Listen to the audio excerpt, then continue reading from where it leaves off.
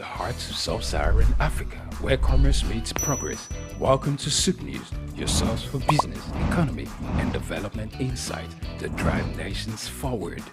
From the vibrant streets of Lagos, Africa's fastest economic hub, Souq News takes you on a journey of discovery, analyzing and reporting the facts that lay the foundation for growth and development. We don't just report the news, we create it. Souq News is more than a channel. It is a catalyst for change, spotlighting the stories that shape economies, inspire entrepreneurs, and fuel progress. Covering business, finance, technology, energy, and many more, Souq News provides a daily deep dive into the stories that matter, interviews with industry titans, and analysis that empowers your understanding of economic landscape. Join us daily as we dissect, discuss, and deliver the most relevant and factual news on business and the economy. Souq News is your trusted guide, empowering you with the knowledge to make informed decisions.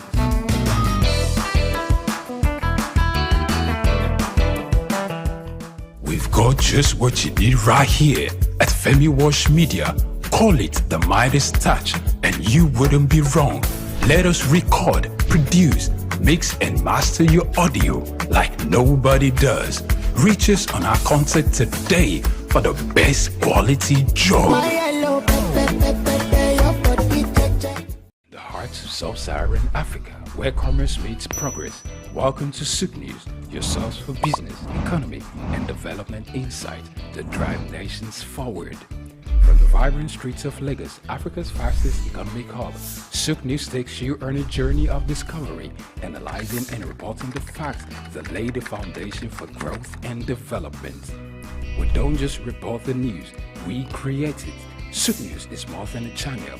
It is a catalyst for change, spotlighting the stories that shape economies, inspire entrepreneurs, and fuel progress. Covering business, finance, technology, energy, and many more, Souq News provides a daily deep dive into the stories that matter, interviews with industry titans, and analysis that empowers your understanding of economic landscape. Join us daily as we dissect, discuss, and deliver the most relevant and factual news on business and the economy. Souq News is your trusted guide, empowering you with the knowledge to make informed decisions.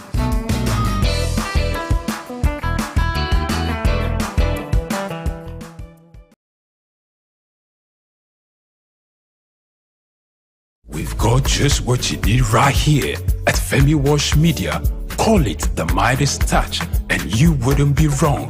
Let us record, produce, mix and master your audio like nobody does. Reach us on our contact today for the best quality job.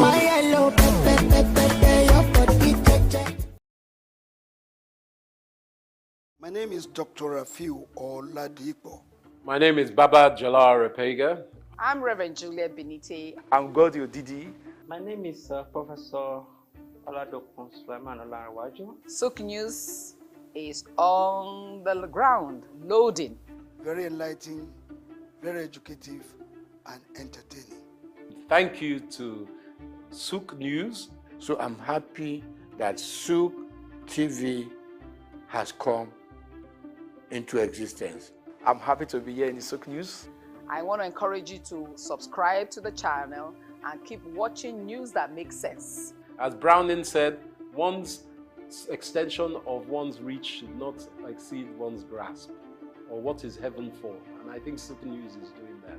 Africa needs a voice of truth, and Souq News has become one of them.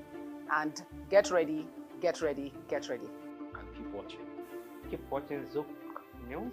Keep watching Souq News. It's a place to be. Keep watching Souq News. The heart of sub-Saharan Africa, where commerce meets progress. Welcome to Souq News, your source for business, economy, and development insight that drive nations forward. From the vibrant streets of Lagos, Africa's fastest economic hub, Souq News takes you on a journey of discovery, analyzing and reporting the facts that lay the foundation for growth and development. We don't just report the news, we create it. Souq News is more than a channel. it is a catalyst for change, spotlighting the stories that shape economies, inspire entrepreneurs, and fuel progress. Covering business, finance, technology, energy, and many more, Souq News provides a daily deep dive into the stories that matter, interviews with industry titans, and analysis that empowers your understanding of economic landscape. Join us daily as we dissect, discuss, and deliver the most relevant and factual news on business and the economy. Souq News is your trusted guide, empowering you with the knowledge to make informed decisions.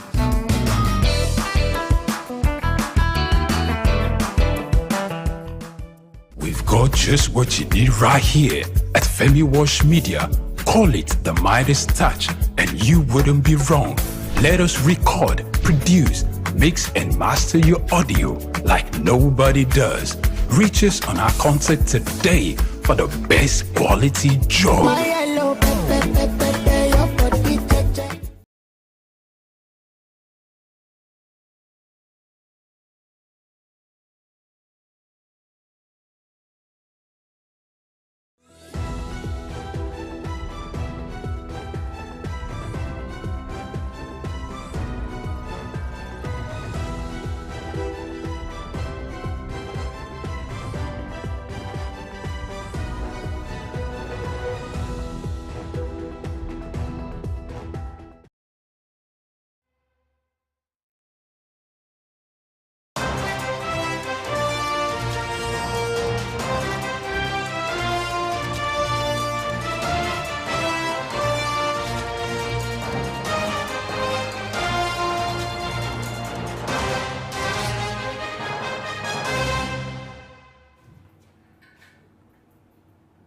On News Hour today, first, let's take the headlines.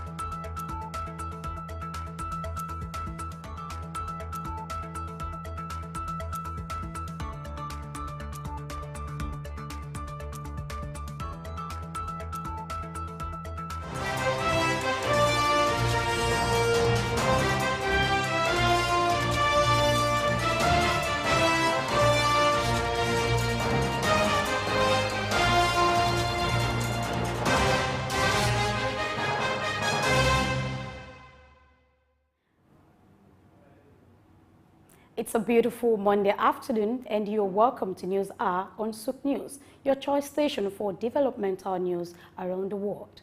I am Grace Komolafe. We begin from Nigeria, and as part of efforts to strengthen connectivity between rural communities and essential facilities like markets, schools, and hospitals, among others, the Nigerian government is set to secure a $500 million loan from the World Bank. The Rural Access and Agricultural Marketing Project, Scale Up, RAMP-PSU, is slated for board approval on November 28, 2024, and is set for implementation in fiscal year 2025.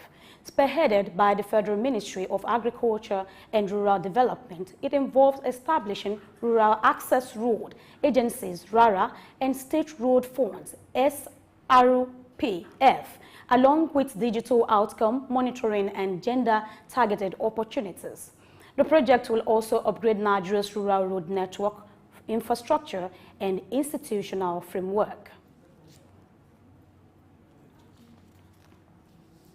Moving on, foreign exchange reserves rose to its highest point in 9 months at the weekend amid growing optimism that ongoing reforms by fiscal and monetary authorities would support a stable forex management and price stability.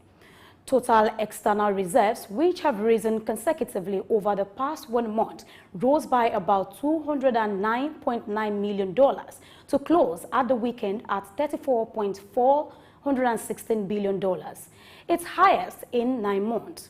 The previous recent highest level was $3.4 billion. The nation's foreign reserves have risen by $1.5 billion so far this year in a steady build-up that has eased volatility. In the currency market and reinforced monetary reforms, the reserves has closed 2023 at $32.912 billion. Experts agreed that the steady recovery in forex reserves had several positive implications for the economy and that the naira would appreciate in the foreign market. Data by the Central Bank of Nigeria, CBN, indicated average crude oil price at $88.64 per barrel. Global reports showed that benchmark Brent crude rose by 3.2% to close weekend at about $84.71 per barrel. Moving on, the activities of investors positioning themselves ahead of the dividend-paying season led to another positive week as the Nigerian exchange gained 2.12 trillion naira in the past week. The all shares index appreciated by 3.71% week on week, reaching 185.25 index point. In turn, with the movement of the ASI, the total market capitalization of listed qualities rose by 3.71% to close the week at $59.42 trillion, indicating a 45.21% year-on-date return for investors. The surge was propelled by renewed bullish sentiment in financial stocks on the back of expected corporate releases. The tally of weekly deals dipped to 1.773 billion shares, worth 52.87 billion naira, exchanged in 44,713 deals, lower than 2.157 billion units of shares valued at 108.82 billion naira that exchanged hands in the previous weeks in 51,556 deals. Moving ahead, Manitoba government have proposed legislation to honor Nigerian Independence Day, celebrating the vibrant Nigerian community in the province. The bill moved by Health, Senior and Long-Term Care Minister Uzoma Asagwara on Thursday last week seeks to recognize this historic day and also acknowledge the importance of Nigerians' contribution while also integrating and valuing their cultural heritage within Manitoba. The bill seeks to designate October 1st as the celebration of Nigerian Independence Day alongside the country on the day of commemoration, marking the nation's liberation from British colonial rule in 1960. With over 7,000 Nigerians residing in Manitoba and Asagwara being the province's sole Nigerian member of the Legislative Assembly, she championed the bill as a significant step towards recognizing and uplifting the Nigerian community's legacy and influence within Manitoba's diverse cultural landscape. And away from that, the internet outage that occurred a couple of days ago, leaving multiple African countries grappling with internet usage to carry out various activities, is yet to be completely resolved. Bayo Olaoye provides reports. Internet firm Cloudflare said on one of its X accounts that the major internet disruptions were going on in Gambia, Guinea, Liberia, Ivory Coast, Ghana, Benin Republic, and Niger Republic. It added that there seems to be a pattern in the timing of the disruptions, impacting from the north to the south. South Africa telecoms operator Vodafone also blamed connectivity issues on undersea cable failures affecting the country's network providers. It was, however, gathered that the outage in Nigeria was as a result of fiber cuts in Ghana. Specifically, it was gathered that Main One, Ghana, suffered a fiber cut which led to internet service disruption in Nigeria and the environs. Infraco confirmed that banks and subscribers of some network operators in Nigeria have lamented internet downtime for the majority of the weekend, while the company was currently working to resolve the challenges. Some subscribers were neither able to browse the internet or have access to Yahoo, Twitter, and other platforms. Africa is reported to have about 600 million internet users, with Nigeria having over 150 million as of 2023. Some weeks back, telecommunications firm MTN suffered fiber cut, which caused its customers to experience hitches accessing the internet. Baobab, a subsidiary of MTN, said that in recognition of the critical importance of consistent internet and communication services, it was fully committed to swiftly addressing these disruptions. It explained that to mitigate the impact on its customers in the affected countries, its operations were actively working to reroute traffic through alternative network paths and engaging with its consortium partners to expedite the repair process for the damaged vehicles. Bayo Olaoye, Souq News. And Niger's ruling junta, led by spokesperson Colonel Amadou Abdrahman, has announced the immediate revocation of a military accord permitting the presence of U.S. Department of Defense personnel on its soil. This decision followed a recent visit by the U.S. officials, including Assistant Secretary of State for African Affairs, Molifi, and General Michael Langley of the U.S. African Command. Abdrahman cited breaches in diplomatic protocol during the delegation's visit, revealing that Niger was not adequately informed about their composition, arrival date, or agenda.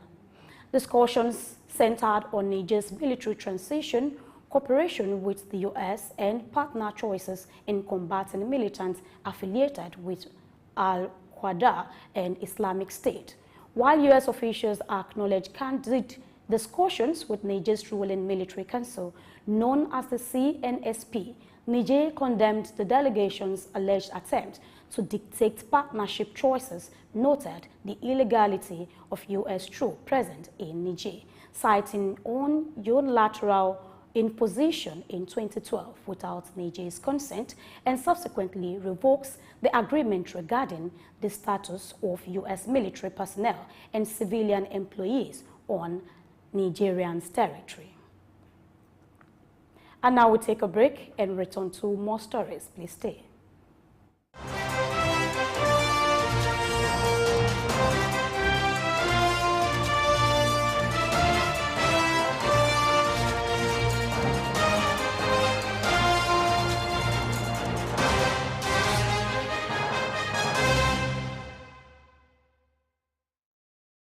We've got just what you need right here at Femi Wash Media. Call it the Midas touch and you wouldn't be wrong.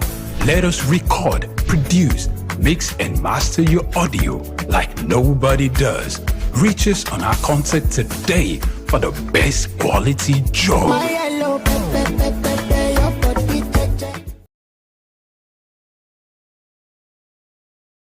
Broad Street.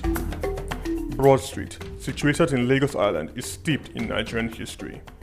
Once the biggest financial hub of the country, it housed the headquarters of major banks, linked the CBN, the stock exchange, and the loads of lender companies.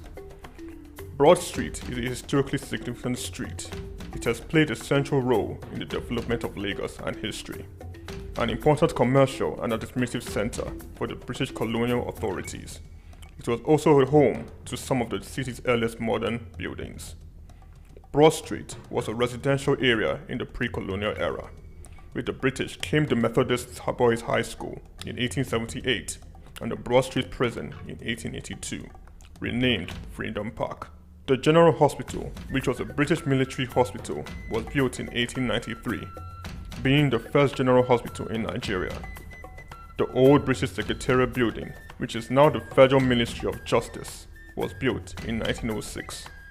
Broad Street has seen a full turn into modern commercial office blocks, complexes, skyscrapers, and markets from the Outer Marina through Akpombo, early into the Adeniji Adele Road. Broad Street is one of the busiest streets in Nigeria on weekdays, where commercial activities take place day and night. From modern buildings to ancient structures, this street gives one a raw dose of life in Lagos. Broad Street is often referred to as Lagos Financial District. It boasts a mix of architectural styles, reflecting its long history, colonial era buildings, Victorian and Edwardian architectural features, alongside more modern skyscrapers and structures. Broad Street remains a vital, vibrant part of the Nigerian economy. Broad Street. Souq Enlightenment.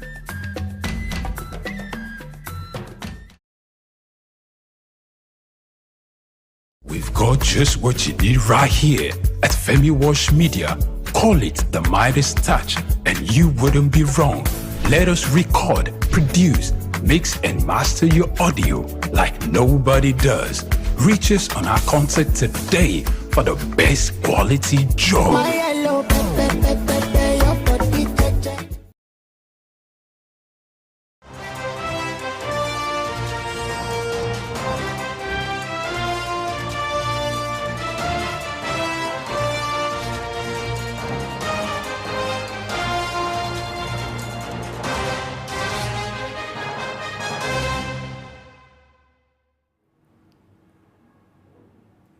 Moving on, the European Union has announced an $8.1 billion funding package for the upgrade of key projects in Egypt. This initiative aims to boost cooperation in areas such as renewable energy, trade and security, while providing grants, loan and other funding over the next 3 years to support Egypt's economy. The funding includes $5 billion in concessional loans, $1.8 billion of investment, and $600 million in grants, including funds for managing migration. The move is part of efforts to address migratory flows and boost economic activities in the country. Moving ahead, Meta, the parent company of Facebook, has appealed a previous court ruling in Brazil that prohibited it from using its name due to confusion with another company. The initial ruling, issued in late February, mandated Meta to cease using its name within 30 days, following a lawsuit from a Brazilian computer servicing provider claiming ownership right to the name. However, the appellate court overturned this decision, allowing Meta to retain its name in Brazil.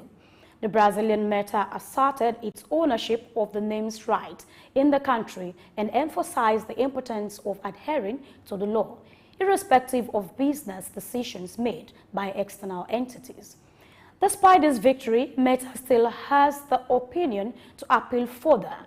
Formerly known as Facebook, Meta underwent a rebranding in 2021 to focus on developing the metaverse, a shared virtual environment. Uber has agreed to a $178 million settlement in Australia to resolve a lawsuit by taxi operators and drivers alleging income loss since Uber's entry. Filed in 2019, the lawsuit accused Uber of violating licensing laws. The settlement, Australia's fifth largest, addresses over 8,000 taxi and hire car owners and drivers' claims.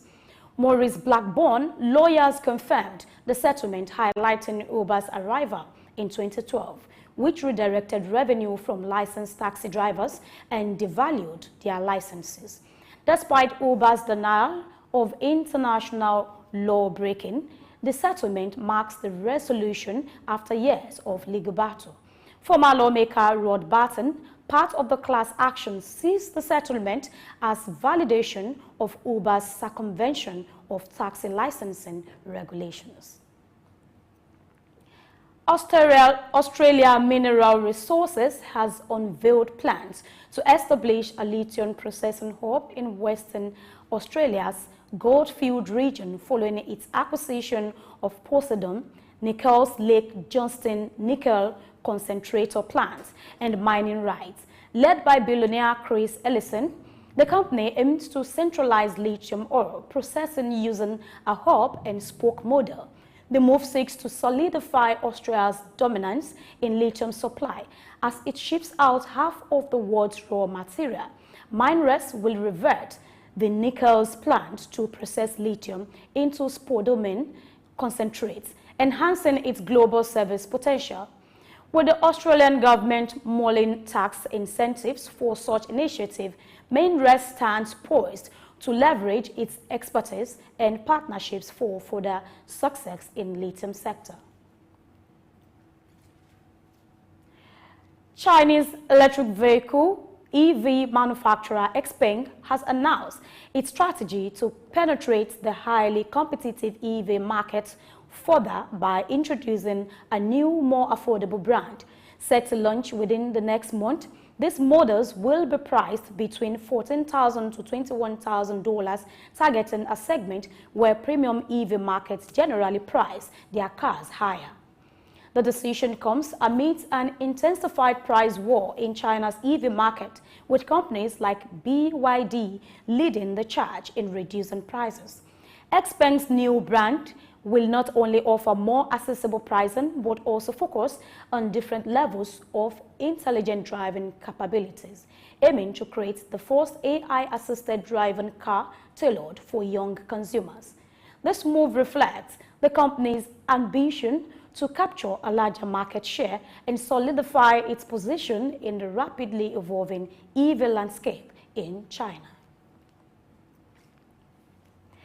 And now we'll take a quick break and we'll return to the rest of the story. Please stay, go nowhere.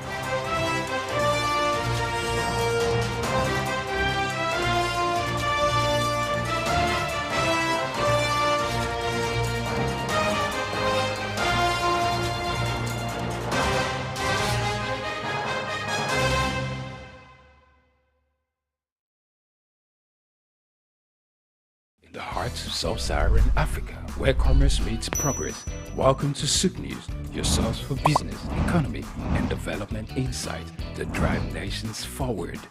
From the vibrant streets of Lagos, Africa's fastest economic hub, Souq News takes you on a journey of discovery, analyzing and reporting the facts that lay the foundation for growth and development. We don't just report the news, we create it. Souq News is more than a channel. It is a catalyst for change, spotlighting the stories that shape economies, inspire entrepreneurs, and fuel progress.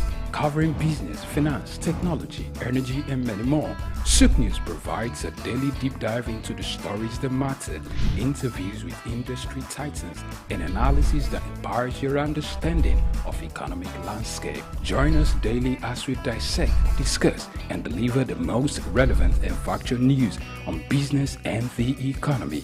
Souq News is your trusted guide, empowering you with the knowledge to make informed decisions.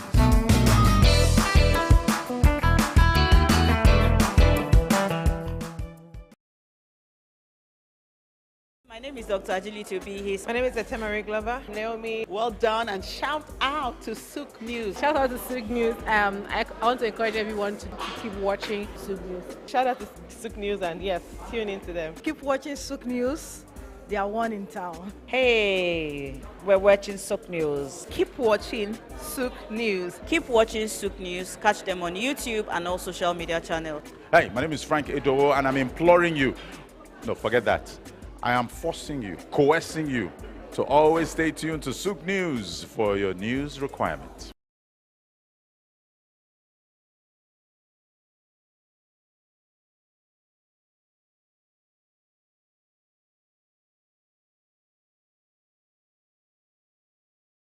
The heart of sub-Saharan Africa, where commerce meets progress. Welcome to Souq News, your source for business, economy, and development insight that drive nations forward. From the vibrant streets of Lagos, Africa's fastest economic hub, Souq News takes you on a journey of discovery, analyzing and reporting the facts that lay the foundation for growth and development. We don't just report the news, we create it. Souq News is more than a channel. It is a catalyst for change, spotlighting the stories that shape economies, inspire entrepreneurs, and fuel progress. Covering business, finance, technology, energy, and many more, Souq News provides a daily deep dive into the stories that matter, interviews with industry titans, and analysis that empowers your understanding of economic landscape. Join us daily as we dissect, discuss, and deliver the most relevant and factual news on business and the economy. Souq News is your trusted guide, empowering you with the knowledge to make informed decisions.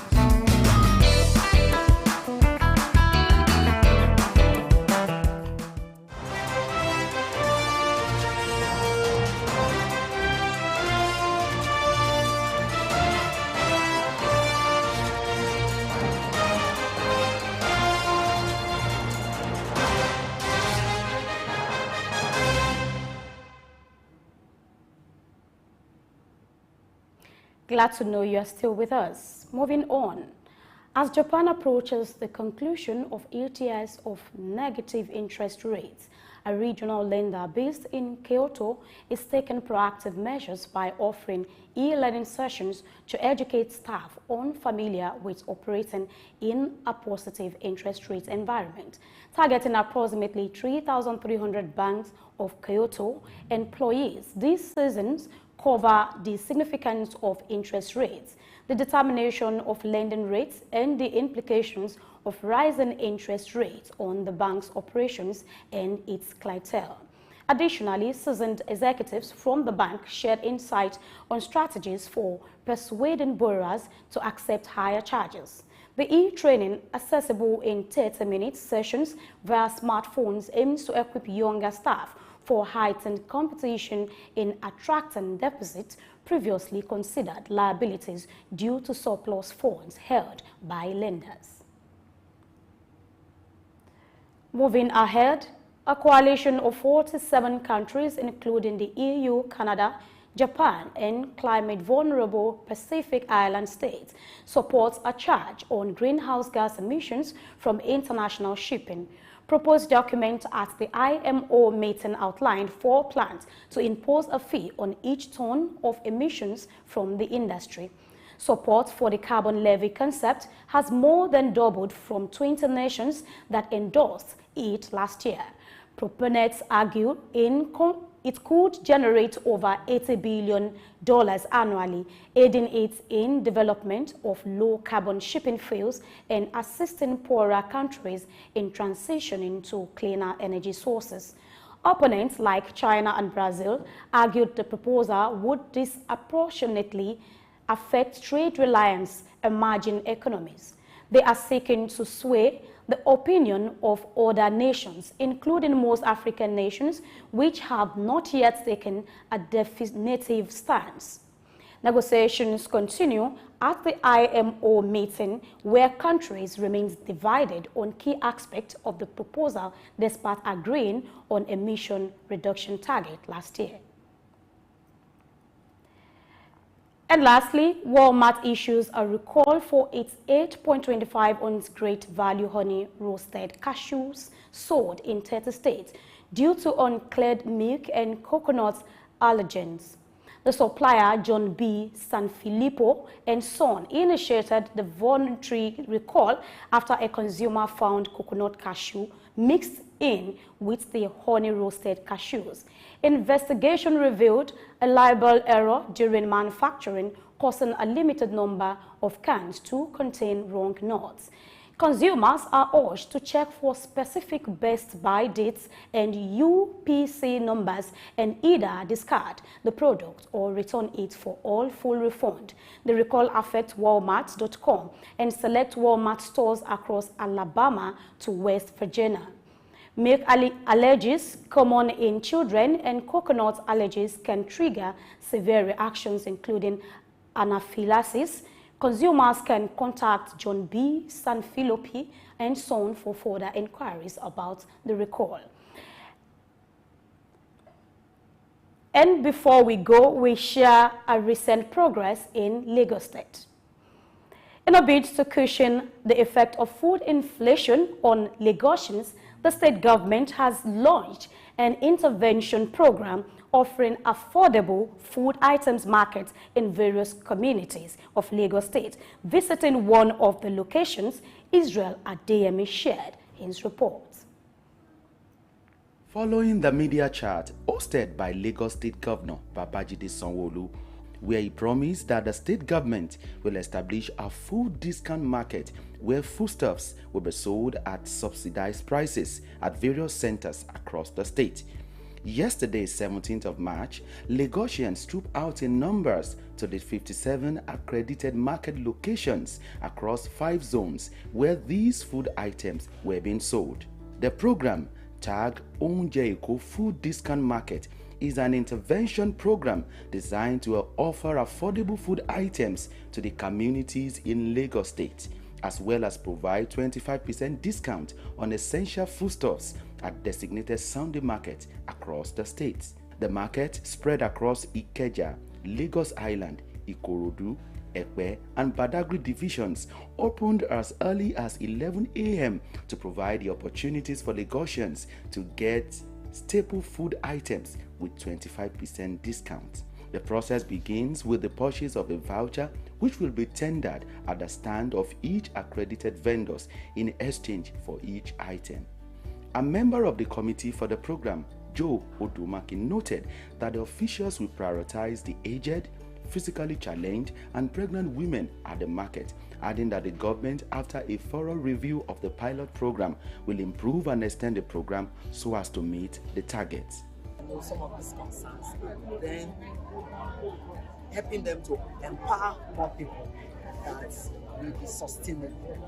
So I'm sure that this is one of the take-home. So I'm sure that by the time we are getting reports, if people have not been adequately reached, we have a target.